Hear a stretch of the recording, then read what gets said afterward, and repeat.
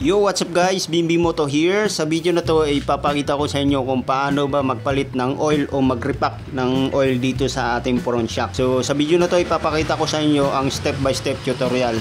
So tara, simulan na natin.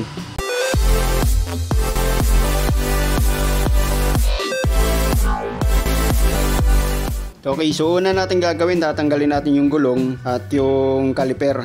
At tatanggalin natin yung tapalodo para hindi na tayo magtatanggal ng front cowling. So tatanggalin natin yung tapalodo para dito na tayo sa unahan lahat magtatanggal. Hindi na tayo magtatanggal ng buong front cowling na to. Okay, so tatanggalin natin lahat, yung gulong, yung caliper at yung tapalodo. So tara.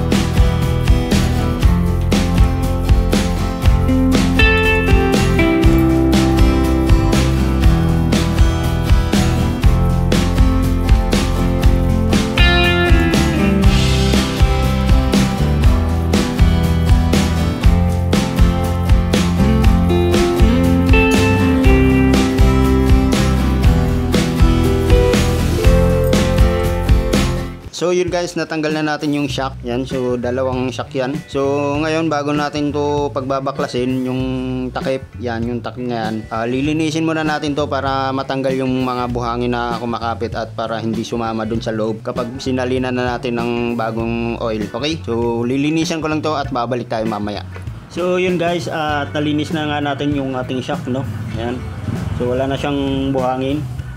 Okay, so tatanggalin na natin yung pinakatakip niya. So dito gagamit tayo ng ganitong tools para matanggal natin yung pinakatakip dito. Okay, para hindi rin na tayo mahirapan sa pagtanggal dyan.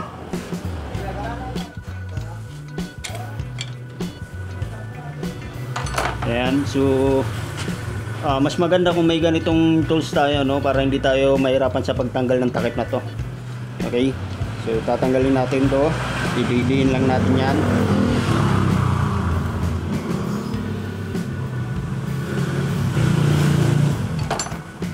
Tapos susungkitin natin yung pinaka-lock. Ayan, yung pinaka-lock nya. Ito.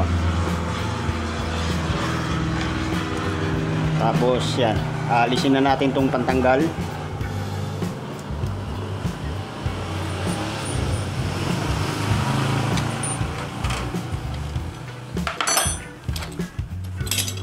Tapos ididiin natin to para lumabas tong takip.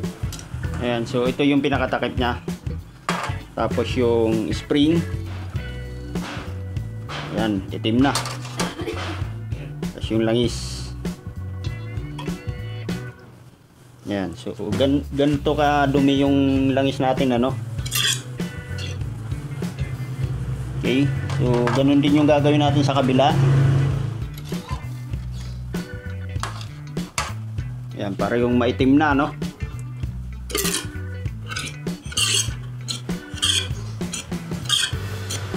Okay, so patuloyin lang natin to hanggang sa maubos yung laman. At saka natin to papalitan ng panibagong langis. So papatuloyin lang natin to ng ganyan. Okay? So yun guys, at nalinis na natin at natanggal na rin yung mga langis sa loob, no? So wala na siyang tumutulo. So ngayon, sasalinan na natin siya ng panibagong langis.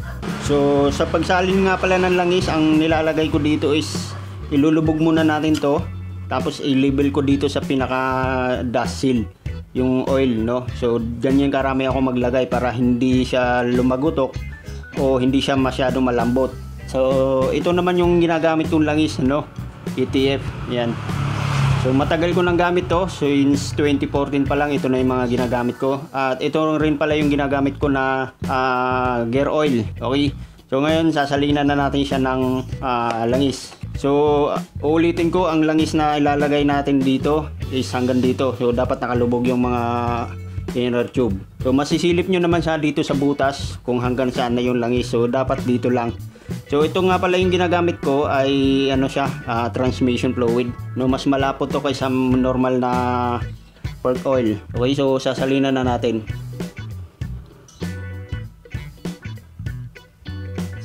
Ayan. So dapat dito yung oil niya. So sa mga nagtatanong kung anong mga ilang ml yung ilalagay natin na oil dito sa ating mga front shock, lalo na sa mga scooter. So ilalagay ko na lang dyan sa screen yung mga sukat ng langis na ilalagay natin dito. Okay? So pagka lagyan na natin, so gagantuhin natin para mawala yung bula sa loob. Para pumasok din yung langis doon sa pinakaloob. Ngayon kapag naganto nyo na at makita nyo medyo bumaba na yung langis, dagdagan na lang natin ng kaunti.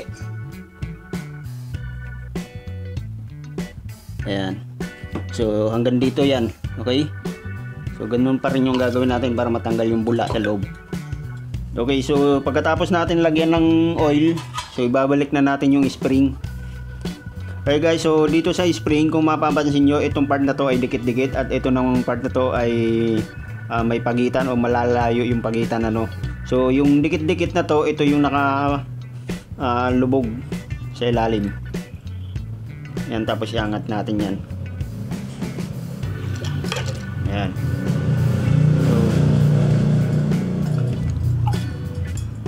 So ganyan. So ang langis nga pala dito, ulitin ko, yung langis hanggang dito yan ha. Kapag nakalubog yan, yan, so hanggang dito yung langis. Okay, sa may dust seal. Okay, so pagkatapos natin ano yung langis ilagay sa level ng dust seal, ibabalik na natin yung mga spring. So ganun din yung kabila, yung mga dikit-dikit ay nasa ilalim. Yan. Tapos gamit itong aking DIY tools na pambaklas, kakabit natin dito. Ipitan natin to. Tapos yung takip. Okay, so sa takip nga pala natin, kung sira na yung oil seal nyo, pwedeng palitan yung oil seal para hindi tumagas. Okay, so babaon lang natin dito. Yan. Tapos lubog. So ganun din yung gagawin natin sa kabila. Mas maganda kung may ganitong tools ka, hindi ka mahirapang magbaklas dyan sa takip na yan. Tapos yung spring, ay yung lock, hindi pala spring, yung lock yan. Babalik lang natin dito para hindi tumalsik yung takip. Pag nakalimutan nyo yan, tatalsik yung takip dyan. Tingnan nyo, kung wala kayong pangbaklas ng takip, mahirapan tayo dito, no? Kahit may kasama kang taga-hawak dyan sa pandiin, mahirap talaga siya ibalik o tanggalin. Ayan, naibalik na natin. So ganun din yung gagawin natin sa kabila. Ayan, tapos yung lock, ayan, babalik natin. So habang binabalik natin to, kung bago ka lang dito sa aking channel, huwag mong kalimutang mag-subscribe. At syempre pindutin mo na rin yung notification bell para updated ka sa ating mga susunod na DIY. At syempre i-like mo na rin itong video na to kapag nagustuhan mo, okay? So ayan, no, mahirap siya ibalik kapag matigas. Ayan. Okay. So mas maganda talaga kung meron kang gantong tools, no, na pantanggal, dahil hindi ka mahihirapang magbalik ng lock o magtanggal. Okay, so ganito yung itsura nyan, DIY ko lang yan. Okay, so pagkatapos natin dyan, syempre ititest na natin yan kung gaano kalalim yung lubog. Ayan. So tingnan natin. Okay, so yan, hanggang dyan lang yung lubog nya. At syempre hindi tatagas yan dahil nga hindi pa sira yung ating o-ring. Okay, so ganun din yung kabila. Yan. Hanggang dyan lang yung lubog niya.